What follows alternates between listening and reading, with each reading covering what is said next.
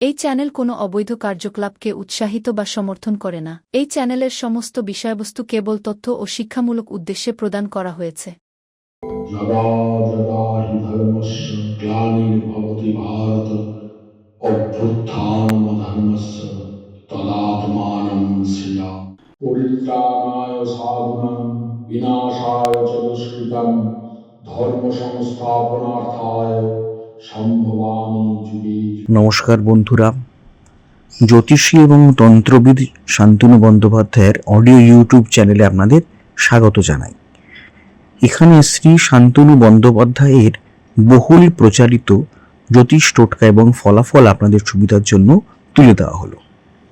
এখানে আপনারা অডিও ফরম্যাটে নানা রকম রিপ্রেজেন্টেশন হবে গ্রাফিকের, তার মাধ্যমে আপনারা এই ভিডিওগুলো দেখতে পারবেন খুব সহজেই।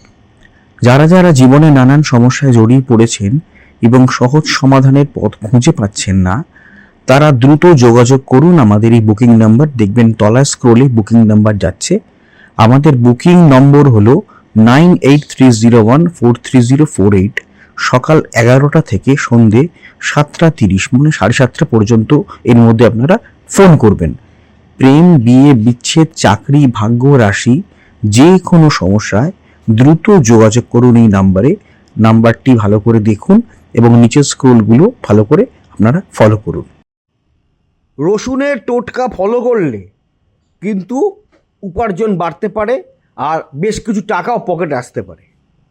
যদি চান প্রচুর উপার্জন করে ভারী আরামে থাকতে, তবে রসুনের একটি কৌশল আছে, আমি বলছি সেটা ফলো করে দেখুন। শনিবার আপনার টাকার থলিতে বা মানি ব্যাগে রসুনের একটি কোয়া রাখুন আর একটি লবঙ্গ রাখুন একসাথে। তারপর 2 দিন পরে বের করুন। এই কৌশলটি করলে কিন্তু আপনার পকেটে বেশ কিছু টাকা আসতেই পারে নানা রকমভাবে। এই কৌশলটি করলে অর্থের ভাণ্ডার সর্বদা পূর্ণ থাকে, অর্থাৎ বাড়িতে যদি কোনো জায়গায় ক্যাশ বাস্ক থাকে, আপনি দেখবেন এই টোটকা করার পর মাসের শেষেও দেখবেন ওই ক্যাশ বাস্কে কিছু টাকা কিন্তু রয়ে গেছে, খরচা হয়নি। রসুনের আরেকটি বিশেষ কৌশল আছে। রসুনের আরেকটি বিশেষ কৌশল হলো, চাকরিতে পদোন্নতি পেতে হলে রসুন ব্যবহার করতে পারেন। একটি লাল কাপড়ে 5টি রসুন ও লবঙ্গ, 5টি রসুন নেবেন, 5টি লবঙ্গ নেবেন। এই লবঙ্গটা এই লাল কাপড়ে বেঁধে অফিসে আপনার ডেস্কে লুকিয়ে রাখুন, দেখতে না পায় লোকে। এটা ব্যবসায় বা চাকরিতে সাফল্যের পথ কিন্তু এনে দেয়। ব্যবসার স্থানেও রাখতে পারেন, চাকরির স্থানেও রাখতে পারেন, একটু গোপনে রাখবেন, লাল কাপড় যে দেখতে কেউ না পায়, এটা খুব সুবিধা হয়।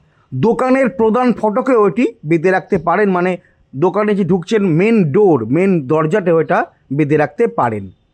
এই টোটকা যখন করবেন তখন কেউ যেন আপনাকে ভালো করে না দেখে, মানে লুকিয়ে আড়ালে আড়ালে করবেন। পুজোর স্থানে সোনা বা রূপোর জায়গায় রসুন আর 7টি লবঙ্গ যদি রাখেন তাহলে আর্থিক লাভ হয়, এটাও আপনারা মানতে পারেন। আচ্ছা, একটা কথা আপনাদের বলি, সেটা হচ্ছে অডিও ট্র্যাক। আপনারা হয়তো আমার ভিডিওটা চালালেন এবং দেখলেন যে প্রথম থেকে সেটা ইংলিশে হচ্ছে। মুশকিল, শান্তনু ইংলিশে বলতে শুরু করছেন। না, ব্যাপারটা তা নয়। 3টে ল্যাঙ্গুয়েজে আমাদের ভিডিওটা সেট হয়ে যায়। অনেক সময় দেখা যায় হিন্দিতে আরম্ভ হয়ে যাচ্ছে, অনেক সময় দেখা যায় বাংলাতেই যা চলছে, আবার অনেক সময় দেখা যায় ইংলিশে চলছে।